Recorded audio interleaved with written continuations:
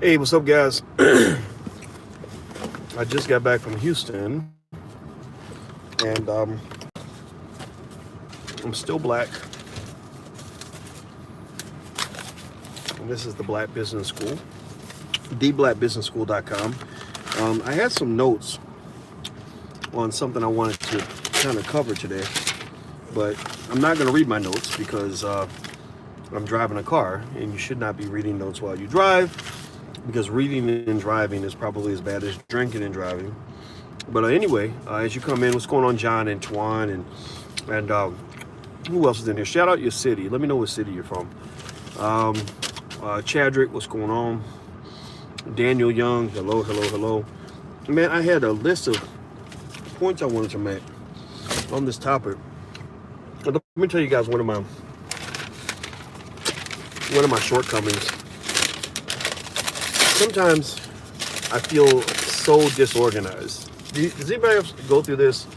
I feel like I just lose shit. You know, I'll write something down. I'll be like, oh, that's a great idea. I want to write that down. And I'll put it somewhere, and I'll think that I can, that I'm going to be able to find it. And then later on, I cannot find that shit for nothing. Because I'm supposed to go to Ghana. Mike Roberts, I guess I call him the billionaire, and he is a billionaire, but maybe I should call him something else. The businessman. He asked me to go to Ghana with him and some other people. I think Jamal Bryant's going, and I almost couldn't go because, well, not couldn't go, but I didn't have my passport. I could not find a passport for anything, and it had fallen out of my bag and upstairs in the bedroom. And I looked for that thing everywhere and could not find it, and I was going to have to get a new one. And I'll be damned if Alicia did not find that passport. Like, she was like, Boyce, we will find your passport. We will find your passport. And I was like, you can't find it. It's nowhere. Like, we can't find it. It's gone. And she's like, no, we will find your passport.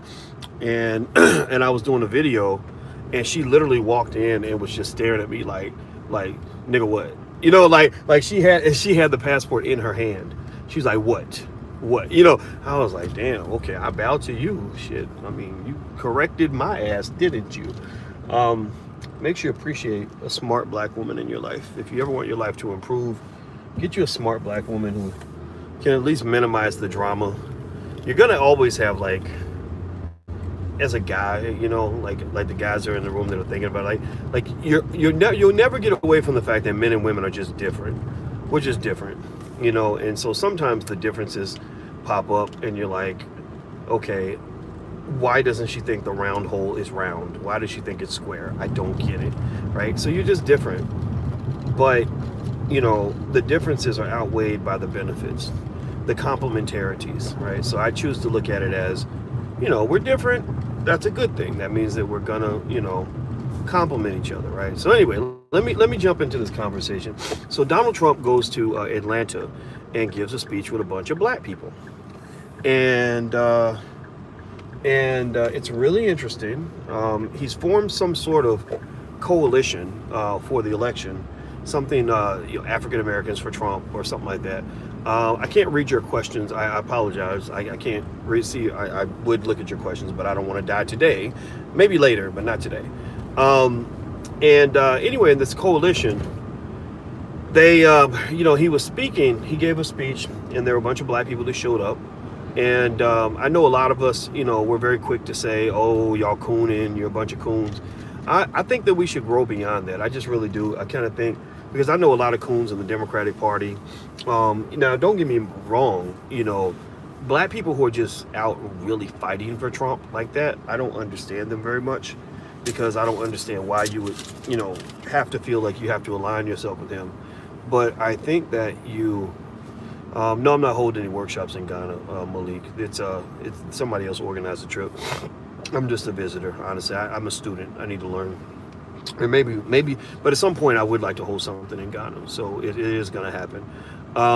Somebody made a fake Dr. Boyce Watkins Facebook page. Yeah, that shit happens. It happens. They, people, when your brand gets out there and people know your name, people steal your identity. You can't stop it. It's social media. But anyway, so Trump forms this coalition, and they are basically, they're cheering him on and everything. And he gave a real interesting speech. I listened to his speech, and I like Trump's speeches to black people. And I like them because he's honest. I like the honesty. I don't vote for him. I'm not going to vote for him. I'm not voting for anybody. I told you I'm voting for black people. But I like it when somebody just calls out the shit for what the shit is, right? I like the fact that he actually mentioned, 20, I think he said 20 out of 20 cities with the worst crime records are all run by Democrats or something like that. I gotta go look it up, but he basically was like, he said he leaned on his key point, which I'm still waiting for the Democratic Party to really respond to this. His key point was, what do you have to lose? What do you have to lose?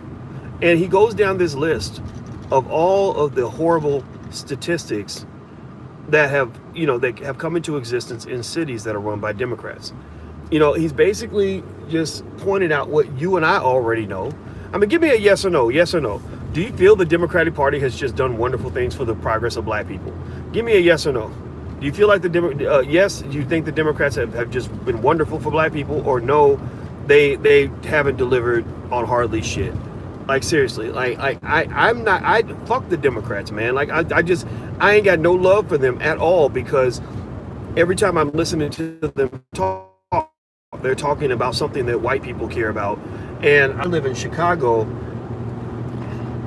and I know a whole lot of neighborhoods that are destroyed, and ain't no Democrat tried to show up to really try to fix that.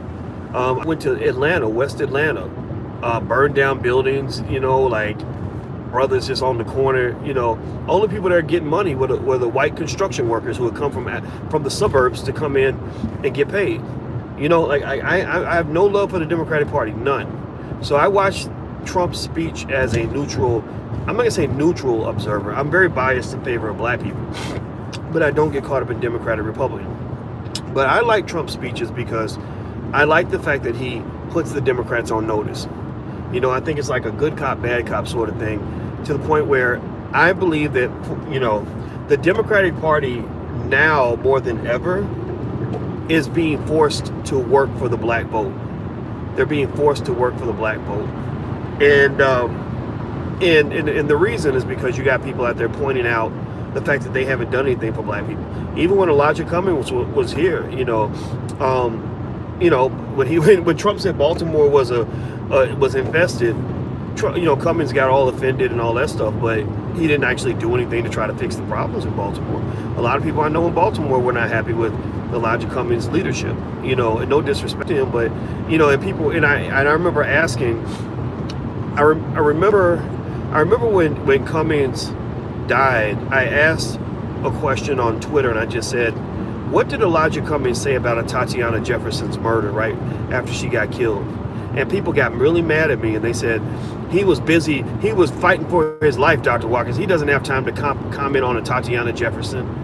And I was like, yeah, but I saw him commenting on all kinds of white people issues the entire time. I saw him commenting on immigration and kids in cages. I saw him bitching about, how he hates Trump, which is pretty much a calling card for the white liberals, right? I saw that. Like, I saw a lot of tweets coming out of that account. You could make one tweet. It takes about 8 seconds to make a tweet. You can pay somebody to do it. Like, so the thing is, when I saw people getting mad at me for simply asking a very basic, very simple question, what that really said to me is it reminded me of how they just treat you in general. When they're doing shit for white people, they got all the time in the world. They find all the resources in the world to get shit done for white people. But when black people ask for something, people start making excuses. Well, they're busy. Well, Obama's busy. He running the whole country. He's the president of everybody. He ain't got time to be the black president. Okay, well then fuck you. Then guess what? Next time you ask for my vote, I'm gonna tell you I'm busy too. I'm busy too. I got shit to do. I'm too busy to show up to the poll to vote for you. You too busy to work for me? I'm too busy to vote for you. That's called quid pro quo. Period. Very basic, very simple idea. Nothing controversial about what I said, other than the fact that it contradicts the sheer niggatry and the negativity that we're fed on a daily basis that says we're supposed to be so stupid that we're gonna just go do something just cause somebody told us to do it. Nah, man. And and I had people. You guys have heard me tell you. I don't know if you guys know. Like, I got banned from Ebony magazine by one of the editors. I actually laughed a little bit when Ebony went through all their nonsense, because I know people that could have saved Ebony. They just didn't want to be saved. You can't save all Negroes that don't want to be saved. It's like Harriet Tubman. She could have freed a lot more slaves, but they didn't want to be free. So what could she do? Well, with Ebony magazine, I believe people could have saved Ebony. And anyway, it didn't really bother me too much one way or the other, because Ebony, I remember I was kind of banned from Ebony because there was an editor who was so mad at me for not supporting Obama that she literally said, we will not publish anything by Dr. Boyce Watkins. Anything. Even if I wrote even if it had nothing to do with politics, their basic goal was to mute my voice as much as possible. That was her goal. Now, I'm okay with that. That's why I have my own platform, so I can get my word out whenever I want to. But you have to kind of sort of look at this and let's extrapolate from that example. And it really feeds into exactly how they operate when it comes to black people. The way they want to connect with you is not through genuine, meaningful, relevant concern for your condition. They connect to you with propaganda. They control you by limiting the messages that you receive.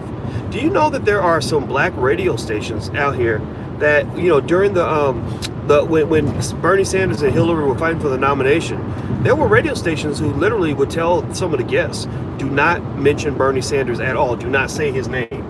Right? And so there are people out there that don't want you to have information. They don't want you to hear from people like me or whoever who are just going to question the system, who are just going to ask honest questions and say, well, if the Democratic Party is so great for black people, give me some statistics to show that.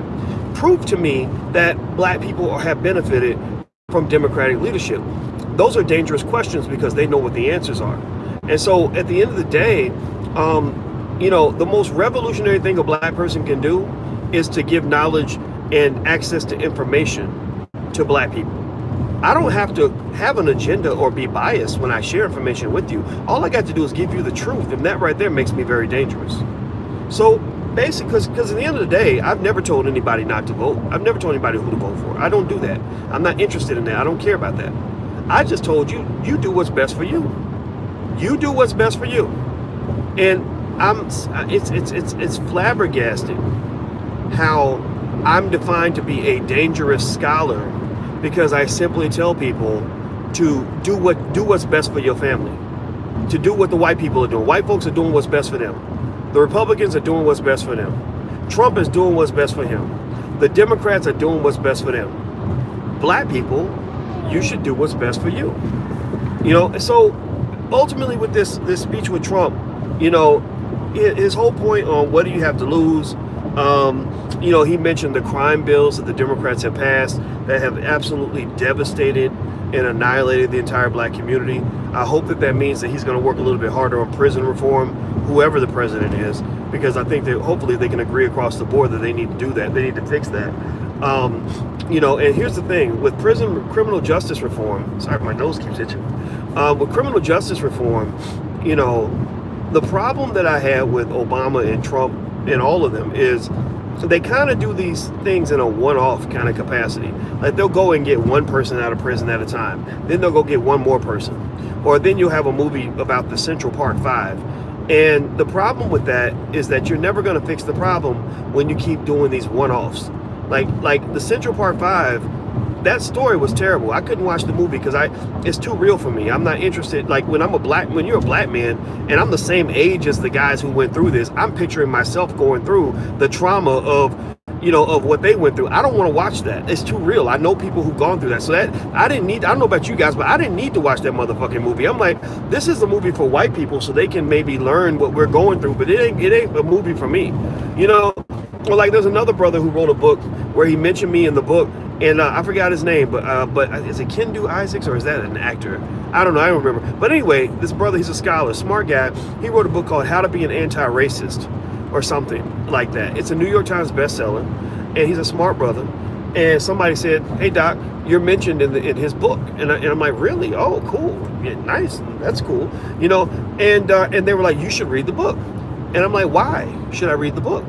Well, because it's a bestseller and it's how to be an anti-racist. I'm like, no, that book was written for white people because they're the ones who have to be educated on this shit. Like, I understand, I have my paradigm on race pretty well established, and I'd rather be a mobilizer. I'm not really interested in sitting around training white people on how to be less white. Like, I don't want, my job is not to educate you.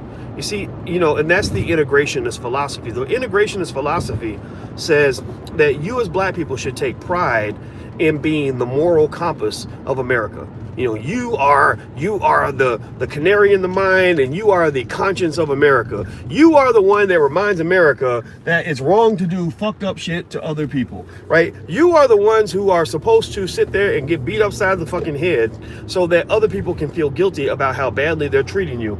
I don't want that job.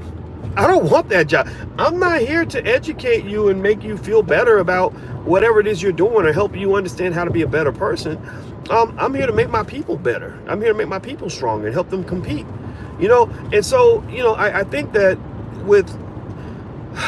so when I look at politics right now, if you want my assessment in terms of Trump's speech, go listen to his speech to African Americans. Every word that came out of his mouth in terms of all the things that he said about what the Democratic Party is and is not doing, these things are well researched. They're 100% fundamentally true in the sense that we know the Democrats have been pretty inept when it comes to delivering for black people. That is the fault of the Democratic Party.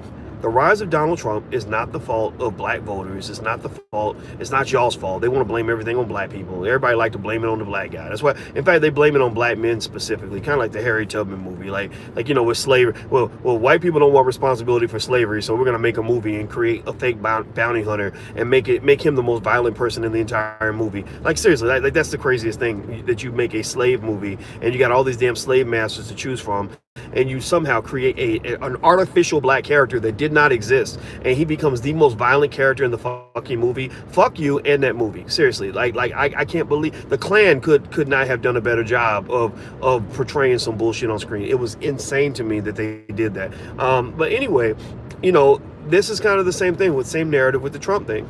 They abuse you, they ignore you, they piss all over you, they lie to you, they mistreat you, but then they blame you when they don't get reelected and don't get their power back.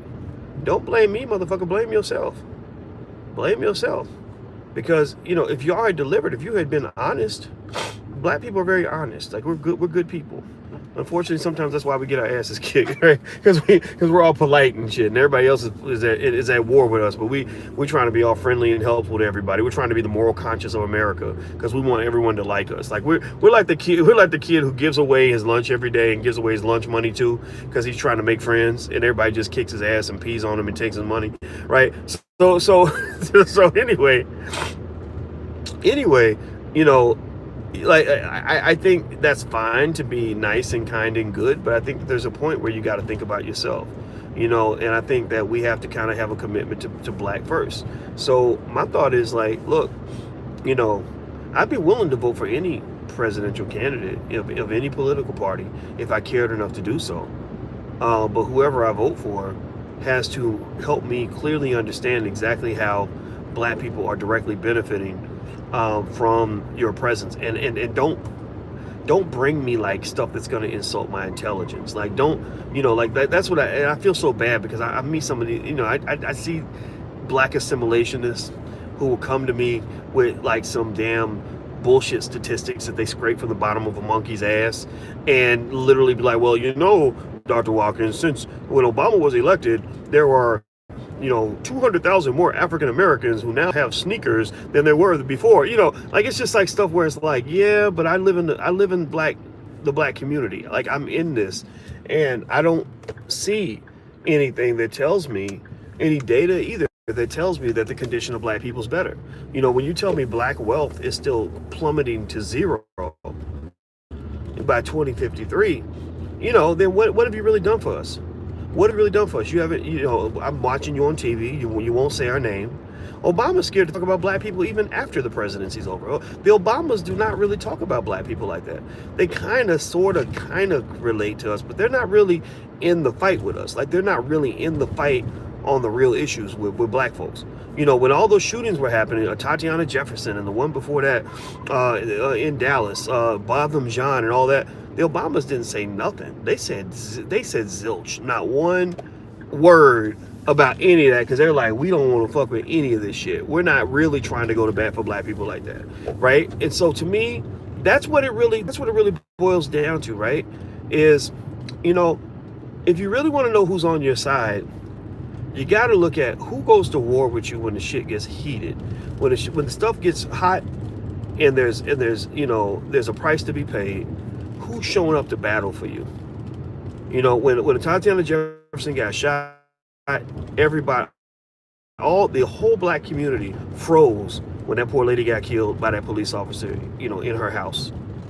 Where were your Congressional Black Caucus members? How many of those individuals stepped up?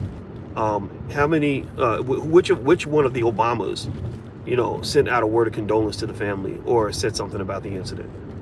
None. So it really kind of tells you who your friends are and who your enemies are. It's just like life, you know, like when you love your mother, it's because your mother is in the trenches with you. You know, when times are good, your mama's there. When times are bad, your mama's there. You know, you just got locked up because you went off and shot up, you know, shot up the club, and you're about to go to prison for the next 40 years. Your mama will be in court with you every day. That's why you love your mama, because you know your mama's ride or die, 100%. No questions asked. You know, but if you have somebody that's only there when times are good, but gone when times are bad, you know, they show up when you got money, but when you broke and need a loan, they won't pick up the phone. That's a gold digger, man. That's a gold digger. That's what a gold digger does. So a lot of your black elite, unfortunately, and a lot of these are Democratic Party Negroes, nothing but political gold diggers. They're gold diggers because they come to the black community when it benefits them. Oh, and Trump one thing he pointed out that I fucking love is he said, he called that shit. He said, they're going to show up in your neighborhoods and they're going to be giving you all their attention for about 3 months. And then after that, they're going to forget about you for 4 years. Yes or no? Yes or no? Yes or no? Is that true or is that not true? Is that true or not true that that's what they do? They do that shit. And I'm sorry, I know it sucks that it came out of the mouth of Donald Trump, but that don't make it false. That don't make it false. And that's another mind trick they play with you. They get you so caught up in who said it that you lose interest in what was actually said. You no longer pay attention to what was said because you're so offended by who said it. I don't fall for that game. Like I'm not a stupid person. So, you know, at the end of the day, you might get mad about who pointed out your bullshit, but maybe if they spent more time fixing their bullshit than complaining about who pointed it out, we might actually have some faith in these Democratic Party leaders. So fix the problems, and you'll get black support. But I'm gonna tell you, I think that they're losing largely because black people are not as gullible as we used to be. I'm actually quite enthusiastic about the fact that, you know, when you lay the facts out for people and explain things, a lot of black people get it. And I think it's great, you know, and I'm not, and once again, I reiterate, just so we don't get caught up in whether or not I have an agenda in this, I really don't care who you vote for. At the end of the day, if you vote for the Democrats, you're still welcome here. If you vote for the Republicans, you're still welcome here. I don't really care who you vote for because I don't think it matters. But what I do care about is the truth. And what I also care about is our community. Is our community better off? If we're better off, then great. If the Republicans pass a law and it makes us better off, then great. The Democrats pass a law and it makes us better off, then great. But what you don't want to do is let them hijack your blackness. You don't let any political party make you feel that if you're not in that party, you're no longer black anymore. You know, or you know, you're not black enough anymore. Right? You're not really black, right? That's what they do. They make it. They get you caught up in this idea, this false idea that if you are black and you become a Republican, you're somehow a sellout. I don't believe that. I know black Republicans who I don't consider to be sellouts because I know a bunch of Negroes who show up and vote for the Democratic Party every time there's an election. But these Negroes ain't gonna support no black business. They don't do anything good for the community. When you need them to show up and really help do something for black folks, they ain't ready to do that. So to me, those are the sellouts. Like if you're not helping your people, you're a sellout. I don't really care if you voted for a Republican or a Democrat. Seriously, and I know Republicans or Democrats. I know people in both parties who will show up and fight for the community. And those are the people I respect. I do not care who you voted for. So I actually thought I think the Trump speeches to black people are great.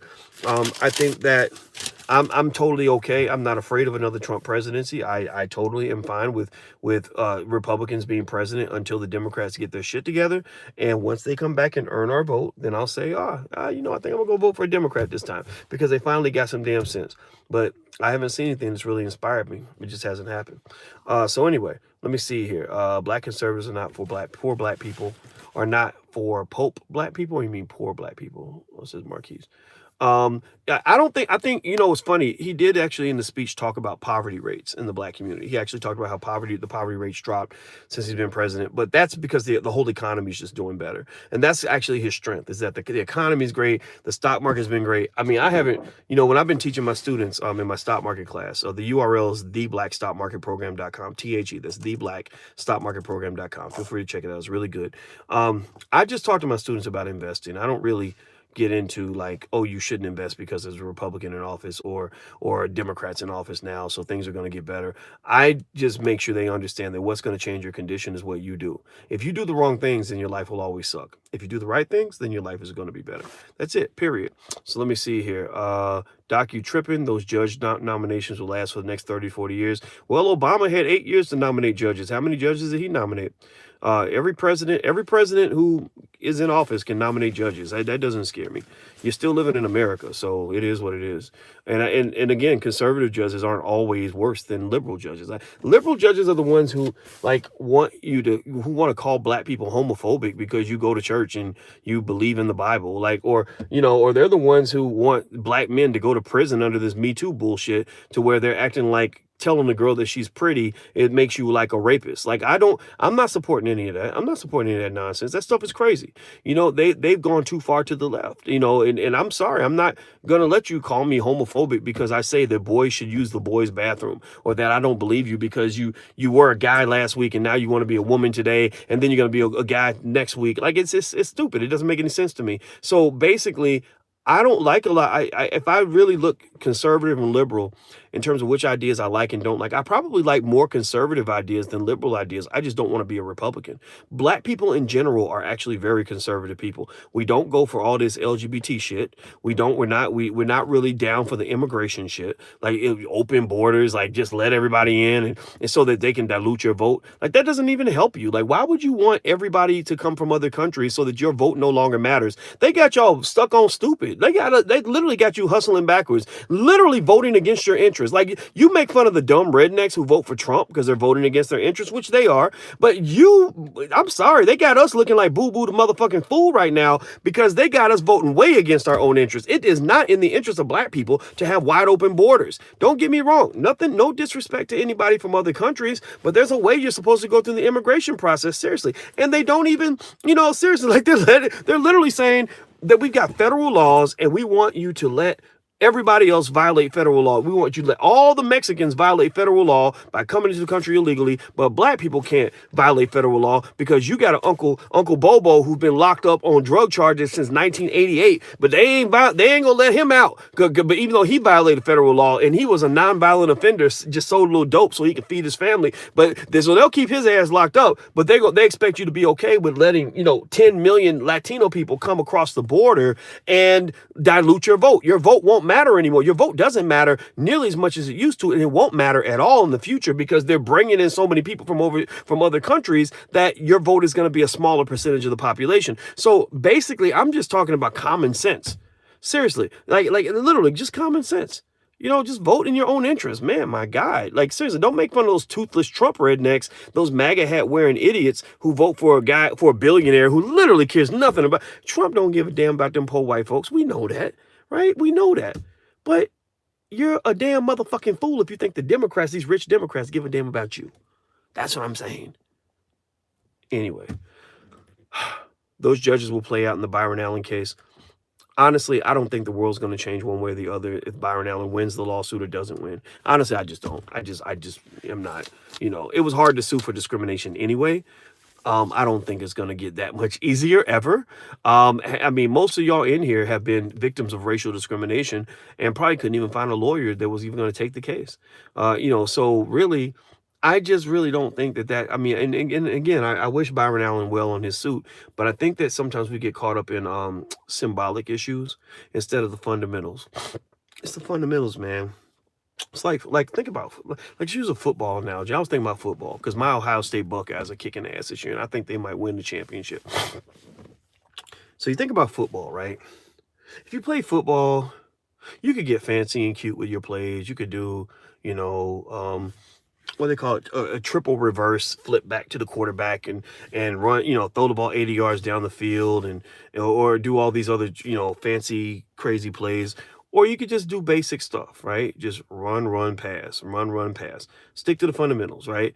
And a lot of the teams that win, they just kind of do basic fundamental stuff. They just run on first down, run on second down, then they throw on third down, and they get down the field and they score touchdowns. Just basic fundamental football. I think that for you, in terms of success, um, stick to the fundamentals. Don't try to do the fancy shit. Don't try to get caught up in, who's in the White House or, who nominated federal judges and all this other stuff. Not to say these things don't matter, but they don't. But what matters for you really is the fundamentals. Educate your damn kids, um, educate yourself, learn how to build wealth, consistently invest, and you're going to be fine. You're going to do well financially. Your family's going to be great. I know lots of families who are doing that. Like they're not even getting caught. They don't even care about national politics. They're investing 20% of their income and they're putting it in the stock market, and whatever president was in office, they're making money because the last decade has been the best time ever to be a stock market investor. And the word for the century should be resources. If you accumulate resources, then you win.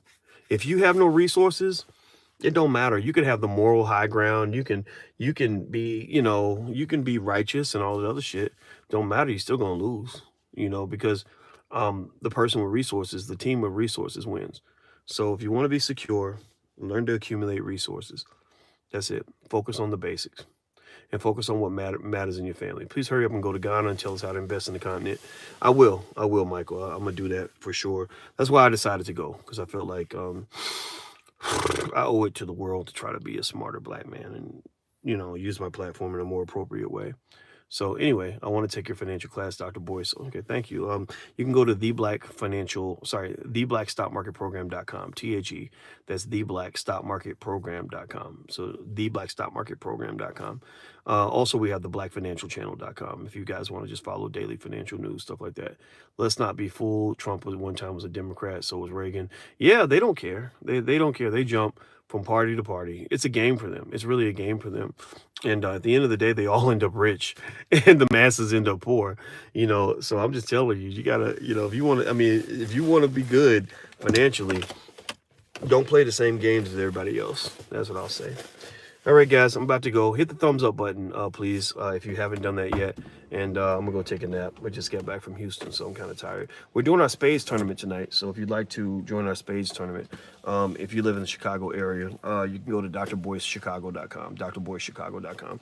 Actually, it happens in a few hours. How do you start learning about stocks? I mentioned the blackstockmarketprogram.com. That's where my class is, theblackstockmarketprogram.com. Doc, if you go to Africa and give an intelligent view, that would be great. I absolutely will, Patrick. Nadra says, I'm an old school conservative brother who helps us help ourselves and not beg elites for help. Yeah, I like that. I agree. I really think basic conservative values are very beneficial. I hate the fact that the Republicans hijack terms like personal responsibility. If you don't believe in personal responsibility, I don't know what kind of asshole you're trying to be.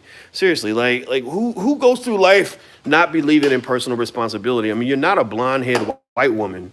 White women are the only ones who can get away with believing that personal responsibility shouldn't exist, because they can do it. They'll blame all kinds of shit on your ass that you ain't got nothing to do with. They're like Nate Parker. Remember when Nate Parker, when they messed up his movie because they accused him of raping the white woman when there was no evidence, and then the girl kills herself. This isn't funny, but it's true. It's funny but not funny, right? Because it's suicide, right? So you can't laugh about suicide. But they literally blamed him him because she chose to kill herself. And I was like, how are you blaming him for something she decided to do? I don't get that. Like, what is this? And I would see this, like you see the Becky tears, like whenever a white female is accusing someone of psychological abuse or something, they'll say, oh, and I became depressed and I cut myself and my self-esteem dropped and I couldn't sleep and I was terrified. Oh, and it's like, I'm like, damn, like it ain't his fault. Like, what did he do to you? Like, did he make these things? Did he make you do these things? And I'm not saying that these things can't happen, but I'm saying that it's interesting because it kind of it's counter to this strong woman narrative that we're being fed to, right? That women are strong, women are powerful, women are self-determined, which is what I believe. I believe women are capable of doing anything they want to do. So when one hand you're telling me I'm powerful, I can do anything. When I achieve great things, it's because what I chose to do, I have the right to choose because I make great choices and I can choose my destiny. But then you're at the same time feeding me some narrative that you tried to kill yourself because somebody hurt your feelings. Well, that just doesn't click. That doesn't fit. That doesn't make any sense. And so anyway, white females are the only ones who can get away with that. That whole like, I'm not going to take responsibility for my choices. Like I got drunk. Hey, Taylor, who's here? Quincy. Oh, okay. I thought she'll be back soon. How you doing? Good. How are you? Good to see you. I'm talking to my friends. Say hi to my friends. Oh, they can't. They can see you. That's Taylor. Good to see you. My hair's not as Oh, your hair looks great. Anyway, guys, I'm gonna get out of here. Let me be quiet before somebody gets mad. But I'm just serious. Like, I just really think for Black people, I think personal responsibility is one of the most valuable